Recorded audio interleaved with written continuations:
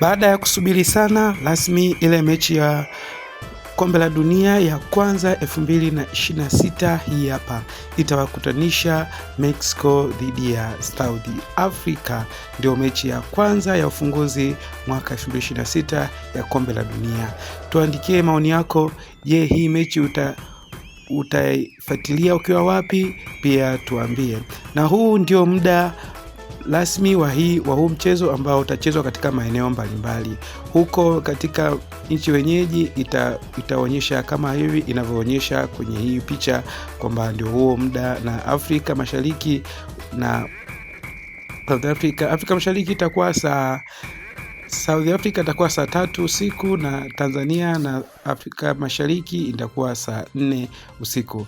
Tuandikie maoni yako. Je, South Africa anaweza kuatisha Mexico kwa kuondoka na ushindi katika mchezo huu?